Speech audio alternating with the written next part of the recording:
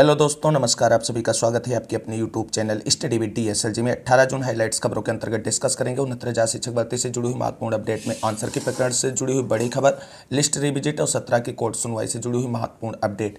वहीं 69,000 शिक्षक भर्ती में वायरल डेटा की सच्चाई भी जानेंगे आज की इस वीडियो के माध्यम से। राज्य सरकार की तबादला नीति पर हाईकोर्ट का आदेश जारी, लेखपाल भर्ती में DP जल्द करवाने के लिए दिया गया ज्ञापन। वहीं UPSSC द्वारा एक और बड़ी भर्ती का विज्ञापन जल्द जारी किया जाएगा। सभी खबरों को विस्तार पूर्वक जानने के लिए वीडियो में अंत तक बने रहें। प्लीज़ वीडियो को लाइक करें, दोस्तों में शेयर करें। जितने भाई बहन चैनल पे पहली बार विजिट करें और अभी तक चैनल को सब्सक्राइब नहीं किया है तो प्लीज़ चैनल को सब्सक्राइब करके बेल आइकन दबा लें। तो आइए साथियों, शुरू करते हैं आज का वीडियो। देखते हैं आज की महत्वपूर्ण खबरों को। सबसे पहले बात कर लेते हैं उत्तर प्रदेश राज्य सरकार की तरफ से तबादला नीति जो जारी की गई थी उस पर हाईकोर्ट के आदेश से जुड़ी हुई महत्वपूर्ण अपडेट को। तो हाईकोर्ट ने राज्य सरकार की तबादला नीति को वैध करार दिया है। 2 जून को जारी शासनादेश को दी गई थी चुनौती, अधिकार स्वरूप नहीं मांग सकते ट्रांसफर, निलंबित शिक्षकों का भी होगा तबादला। खबर जानते हैं विस्तार से। इलाहाबाद हाईकोर्ट ने प्राथमिक विद्यालयों के अध्यापकों के लिए 2 जून 2023 को जारी राज्य सरकार की तबादला नीति को वैध करार दिया है। कोर्ट ने कहा कि अध्यापक अधिकार स्वरूप स्थानांतरण की मांग नहीं कर सकते। यह आदेश न्यायमूर्ति अश्विनी कुमार मिश्र एवं न्यायमूर्ति आशुतोष श्रीवास्तव की खंडपीठ ने कुलभूषण मिश्र व अन्य की याचिका को खारिज करते हुए दिया है। याचिका में 2 जून 2023 को जारी शासनादेश के क्लास 1 व 15 के अतिरिक्त 6 जून 2023 को जारी सर्कुलर को चुनौती देते हुए इन्हें रद्द करने की मांग की गई थी। याचिका संख्या एक की नियुक्ति 10 मार्च 2019 को जिला बेसिक शिक्षा अधिकारी कौशाम्बी द्वारा की गई थी और उसकी तैनाती नेवादा विकास खंड में है। वहीं याचिका संख्या 2 की नियुक्ति ब्लॉक धनुपुर प्रयागराज में है।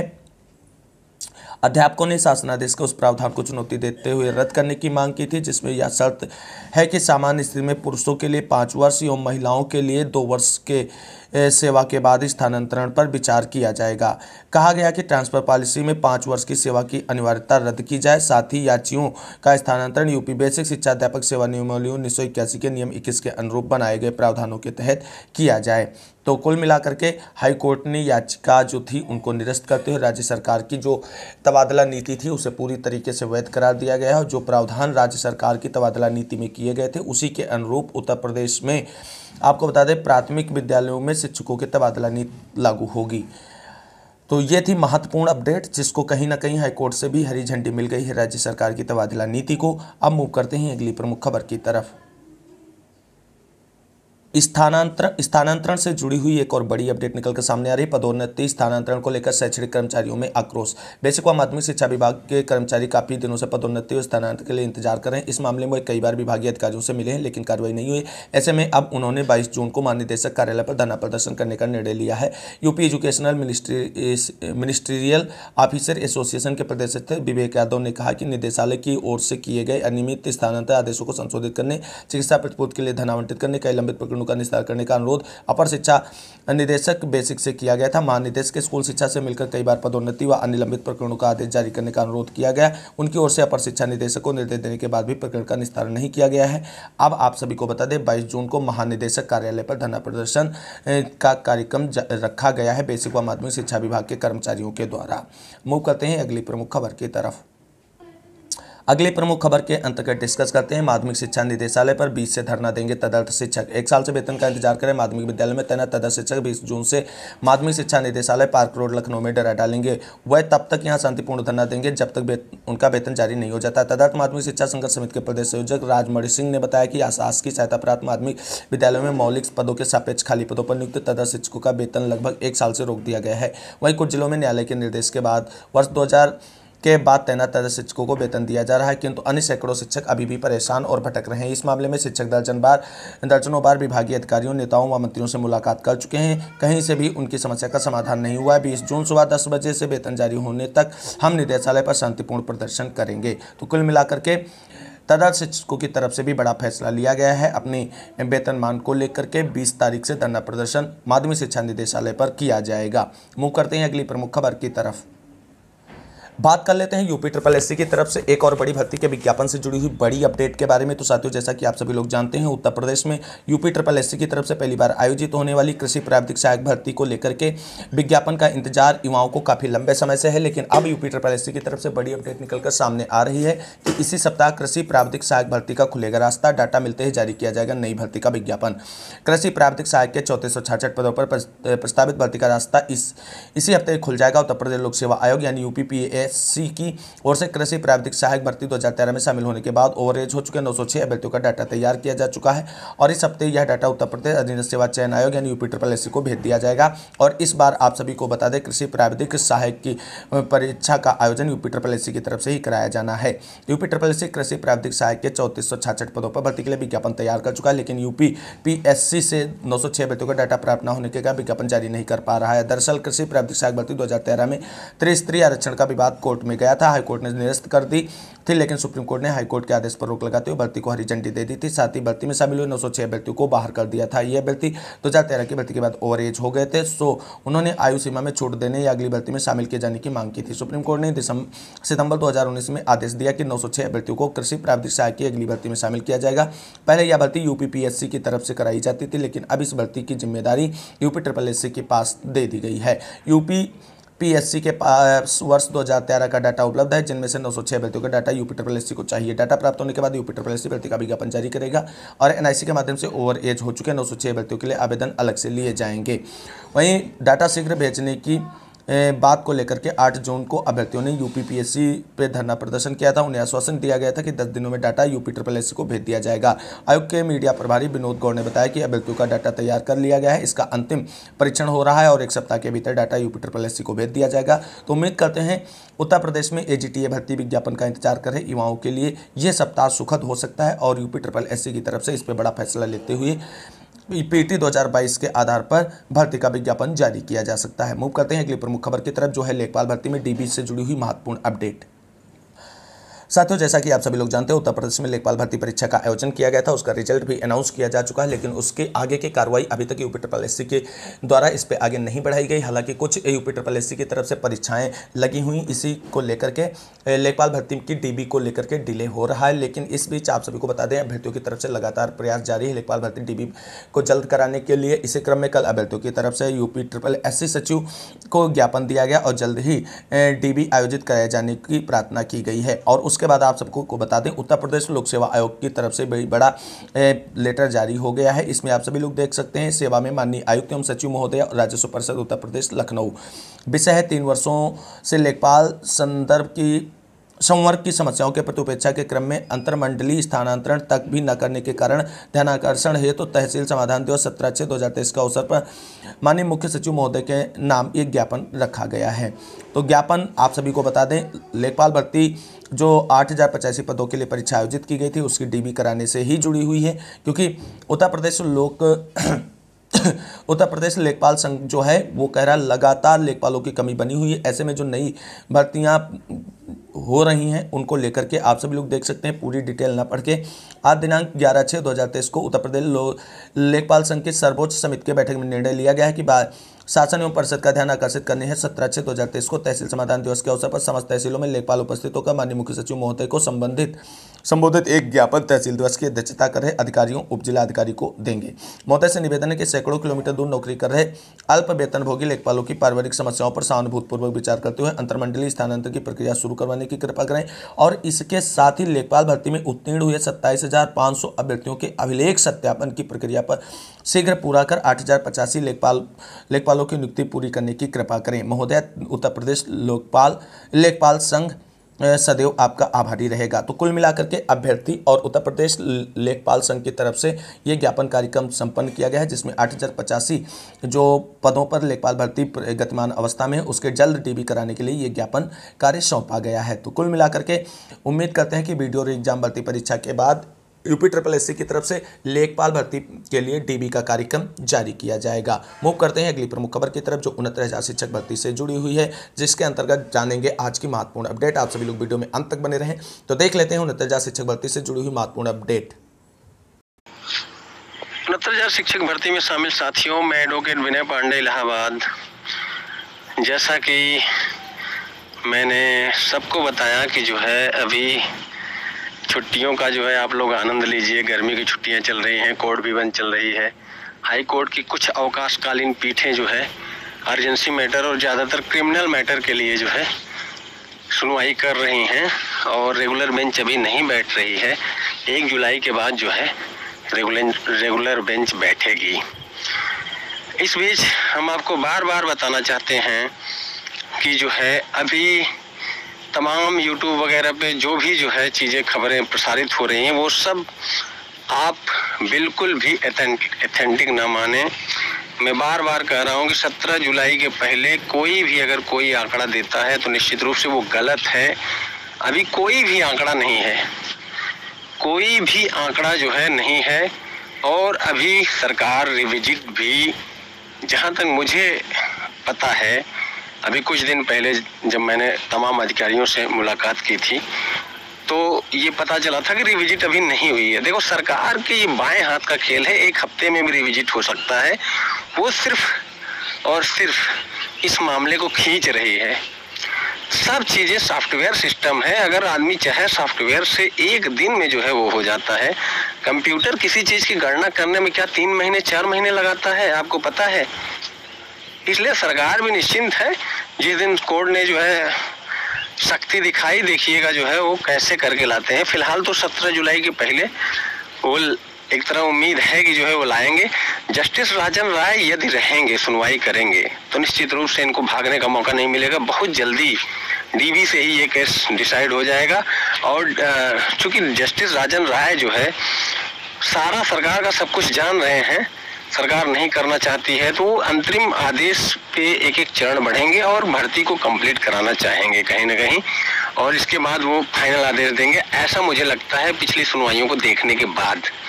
यदि जस्टिस राजन राय की बेंच जो है इस मामले को नहीं सुनती है, यदि दुर्भाग्यवश जो है उनकी बेंच चेंज हो जाती है और वो हमारे मामले को नहीं सुन पाते हैं, तो निश्चित रूप से नया जज आएगा तो टाइम और भी लग सकता है। हो सकता है कोई स्टिक और भी जज आ जाए तो जल्दी भी कर सकता है, कुछ भी हो सकता है, लेकिन तब थोड़ा संशय के बादल हो जाएंगे। इस बीच मैं आपको बार बार कह रहा हूँ इसलिए कि अभी कोई ऑथेंटिक डाटा नहीं है। इतना सारे बच्चे जो है खंगालते हैं जो है डाटा, लेकिन ऑथेंटिक डाटा सबका अलग अलग आता है। तो निश्चित रूप से जब तक सभी जिलों की एक एक जिलों की जो है लिस्ट नहीं मिल जाती और एक एक जिलों के जितने सिलेक्टेड हैं उसमें कितने लोग ओवरलैप किए हैं, कितने लोगों का एमआरसी से नुकसान हुआ है, वो सारी चीज़ें नहीं आती, तब तक जो है आप नहीं निकाल सकते। और वो डाटा किसी भी व्यक्ति के पास नहीं है, सिर्फ सरकार के पास, SCRT के पास है, NIC जो सॉफ्टवेयर वगैरह के माध्यम से जो है लिस्ट वगैरह डेवलप करती है, लिस्ट बनाती है। तो देखिए, कंप्यूटराइज जमाना है, अगर जो है रिविजिट करना हो, कुछ भी करना हो, तो सॉफ्टवेयर के माध्यम से 2-4 दिनों का काम है, सरकार कभी भी कर सकती है, ठीक है। लेकिन अभी ये कहना जल्दबाजी है। फिलहाल तो पिछले दिनों PNP के सचिव से जब मैं मुलाकात किया था तो उस समय PNP के सचिव ने एक बात तो स्पष्ट कर दिया था कि आप जो है ये समझिए कि ये अभी मामला बिना सुप्रीम कोर्ट जाए न तो उत्तर कुंजी का न ये हल होने वाला है। उन्होंने ये अपना जो है एक व्यू दिया था, क्योंकि उनका मानना था कि जो है कि अभी सुप्रीम कोर्ट जाएगा तब तक सरकार इंतजार करेगी। अभी सरकार कुछ करके फिर बाद में फिर कुछ अलग आदेश आए, फिर कुछ अलग करे, तो ये जो है एक तरह फंसने वाली बात हो जाएगी सरकार के लिए। तो कुल मिला जुला के हम ये कहना चाहते हैं कि DB यदि जस्टिस राजन राय रहेंगे तो निश्चित रूप से DB में जो है वो अंतरिम आदेश पे एक एक चरण करके जैसे वो रिविजिट करवाए हैं उसी तरह जो है आगे वो नियुक्ति वगैरह करवाएंगे। और कंटेम्प्ट में भी, उत्तर कुंजी के कंटेम्प्ट में भी जब तक जो है रिविजिट नहीं हो जाएगी तब तक अधिकारियों को बिल्कुल भी मंशा नहीं है कि हम उत्तर कुंजी को दें।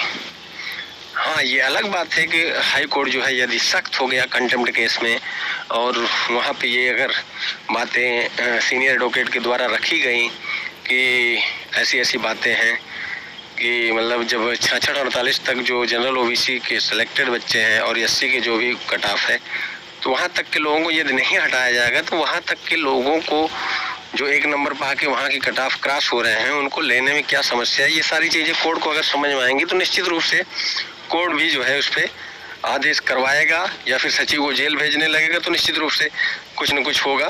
लेकिन फिलहाल मेरा मानना है कि उत्तर कुंजी वाले मैटर में जब तक सचिव PNP और सचिव बेसिक ये दोनों हाजिर नहीं होते हैं, तो अब आने वाले तारीख में जो है जो कंटेम्प्ट की तारीखें हैं लखनऊ और इलाहाबाद में, उसमें मेरा मानना है जो भी लोग लाभार्थी हैं, जो लोग लड़ रहे हैं इसमें, तो निश्चित रूप से उनको एक सीनियर एडवोकेट के माध्यम से मुद्दा रखना चाहिए। देखिए, नौकरी इतनी आसानी से नहीं मिलती है। पता नहीं कितने लोग सो रहे हैं जो लाभार्थी हैं, उनको समझ नहीं आ रहा है कि अगर जो है अभी पैरवी नहीं करेंगे, कल को अगर कटाव बढ़ गई किसी वर्ग की तो निश्चित रूप से आगे चल के बहुत दिक्कतें होंगी। लेकिन जो है वो लोग सो रहे हैं, उनको समझ नहीं आ रहा है कि थोड़ा पैसा और खर्चा हो जाए। जब यहाँ तक लड़ाई हुई है तो एक सीनियर एडवोकेट क्यों न किया जाए। विभिन्न पैरवीकारों से हमारी बात भी हुई थी, तो इस संबंध में तो काफी लोग असमर्थता जता रहे थे। उन्होंने कहा कि जो है पैसे नहीं है हमारे पास, और जो लाभार्थी हैं कुछ लोग जो है ऐसा लगता है कि जैसे आदेश हो गया तो एक ब्रह्मा की लकीर हो गई। यही कटाव अगर बदल जाएगा तो फिर आप मुड़ पटकते रहिए, सुप्रीम कोर्ट तक से आपको राहत नहीं मिलेगी। हम तो यही चाहेंगे कि जितने लोग कटाव के अंदर आ रहे हैं, जो लास्ट कटाव है थर्ड लिस्ट की, वहां तक के लोग एक प्रयास करके कंटेंट में बढ़िया पैरवी करें। अन्यथा जो है ये मुद्दा जो है पीएनपी सचिव के अनुसार जब हमको मिले थे 2 महीने पहले लगभग, वो अप्रैल में, तो उन्होंने स्पष्ट कहा था कि पांडे जी इसमें जो है अभी आप क्या सोच रहे हैं कि इतने जल्दी डिसाइड हो जाएगा, ये 1 से 1.5 साल जाएगा। और मैंने उस समय वीडियो में बोला भी था कि ये सारी चीजें, उनका स्पष्ट व्यू था कि अभी सुप्रीम कोर्ट मामला जाएगा तब जाके कटाव निर्धारित होगा, यहाँ डीबी से भी आदेश हो जाएगा तो सरकार करने की मूड में नहीं है। लेकिन जस्टिस राजन राय जैसे अगर जज रहेंगे तो निश्चित रूप से वो धीरे धीरे एक और बहुत ज्यादा लंबी डेट भी नहीं देते हैं, वो एक हफ्ते 10 दिन 15 दिन के अंदर डेट देंगे और 2-3 महीने में वो डिसाइड करेंगे। और अंतरिम आदेश देते हुए भर्ती, जैसे उन्होंने रिविजिट करवा लिया, उसमें सीटें जितनी आए बोलेंगे उतने दे के आओ उतने लोगों को, फिर अगली डेट पे हम सुनवाई करेंगे। अंतरिम जो है आदेश देते हुए वो आगे बढ़ेंगे, ऐसा मुझे लगता है पिछली सुनवाइयों में जो उनका व्यू रहा है। बाकी अब 69,000 का तो एक तरह से बाउंड्री टूट ही गया है, तो आगे अब वो कितना मैक्सिमम दे सकते हैं जस्टिस राजन राय, वो तो उनके ऊपर डिपेंड है। आर्टिकल 226 में जो है हाई कोर्ट को पावर भी है और सुप्रीम कोर्ट को 142 142 में पावर है, तो सब अपनी पावर का इस्तेमाल करके बहुत कुछ कर सकते हैं। जो लोग वहाँ गए हैं हाई कोर्ट में, कम से कम उनके लिए तो व्यवस्थाएं तो जरूर करेंगे, बाकी सबको करें या ना करें याचियों के लिए दोस्तों। और आपको हम ये बताना चाहते हैं कि बिहार में जो है एक बड़ी भर्ती 1,70,000 जो है आ चुकी है, और यूपी के काफ़ी लोग इसलिए परेशान हैं क्योंकि जो है बिहार में वहाँ अन्य राज्यों के लिए नहीं दिया गया है मौका। तो दोस्तों हमने यूपी में जो है जैसे कि 69,000 शिक्षक भर्ती में 2500 बच्चे ऐसे हैं लगभग, एक अनुमानित की जो है, जिसमें एमपी, बिहार और हरियाणा के बच्चे इसमें लगभग हैं, और उनका जो है एड्रेस भी वहाँ का है। हम जो है पिछले मतलब जब ये लिस्ट आई थी 1/6/2020 की, तो हमने एक हाई कोर्ट में जो है वो डाला था, याचिका डाला था इन लोगों को बाहर करने के लिए। तो उसमें दोस्तों बताना आपको चाहेंगे, उसमें हाई कोर्ट ने, मैंने जब ये कहा जो है बहस के दौरान जज साहब को कि सर जो है इसमें 5 साल दिया गया है कि नोटिफिकेशन दिया गया है कि उत्तर प्रदेश में वो 5 साल से कम रह रहा हो, जबकि इनकी जो है एड्रेस है जो है बिहार, एमपी और राजस्थान और अन्य राज्यों की। तो जस्टिस ने कहा कि जो है क्या नोटिफिकेशन संविधान से बढ़ के होता है क्या? तो हम लोगों ने कहा नहीं सर। तो उन्होंने कहा कि संविधान में जब आर्टिकल 14 और 16 है, अवसर की समानता और समानता का अधिकार दिया गया है, कोई भी किसी राज्य में जाके जॉब कर सकता है, उसको अवसर की समानता और समानता का अधिकार मिलेगा। तो निश्चित रूप से फिर उन्होंने ये कहा कि आप इस रेट को वापस लेंगे या फिर आपको कास्ट के साथ खारिज किया जाए। इस बात को लेके जो है हम लोग जो है तुरंत रेट वापस कर लिए थे, डर बस, क्योंकि जो है यदि हम वापस नहीं करते तो निश्चित रूप से जो है हम पर कास्ट हो सकता था 25,000। और इसीलिए जो है हम कहते हैं कि बिहार की भर्ती में भी निश्चित रूप से अन्य राज्यों को मौका मिलेगा, और बहुत जल्द, चूँकि वहाँ भी कोर्टें बंद चल रही हैं। हमारा पटना हाई कोर्ट के एक एडवोकेट से वार्ता भी हुई है, क्योंकि हमारे घर में भी 2 लोग सीटेड पास हैं और हम खुद भी पास हैं, लेकिन जो है इस पे जो है हम वार्ता किए हैं, क्योंकि हम लोग जो है यूपी में उन लोगों को बाहर करने जा रहे थे, तो यहाँ पे हाई कोर्ट ने हमारे खिलाफ टिप्पणी की थी। तो निश्चित रूप से हमें पूरा यकीन है कि पटना हाई कोर्ट के माध्यम से यूपी के बच्चों को भी वहाँ के शिक्षक भर्ती में मौका मिलेगा, 100% मिलेगा। और बहुत जल्द इस पे जो है हम लोग भी काम करेंगे जो है, क्योंकि देखिए एक बड़ा वर्ग, हम लोग अधिवक्ता मतलब समाज से आते हैं और हमसे काफ़ी लोग संपर्क भी करते हैं, यूपी के बच्चे। तो हम लगभग इस संबंध में 15 से 20 बच्चे हमारे पास फ़ोन भी किए थे और हमारा व्यू भी जाने थे। तो हमने कहा था कि हाँ, निश्चित रूप से उसमें हम जो है कर सकते हैं और मौका मिलना चाहिए, क्योंकि बहुत बड़ा एक भर्ती है और बेरोजगारों के लिए निश्चित रूप से एक, चूँकि वहाँ के लोग हमारे यहाँ भर्ती हो रहे हैं तो निश्चित रूप से हम लोगों को भी वहाँ होना चाहिए। और वो सारी चीज़ें आप पीसीएस में देखेंगे, अन्य उसमें देखेंगे तो निश्चित रूप से रहता भी है सारे लोग। हाँ, एक चीज़ है, जो यहाँ का ओबीसी है, एससी है, वो जनरल में वहाँ फाइट करेगा, ये चीज़ें होती हैं।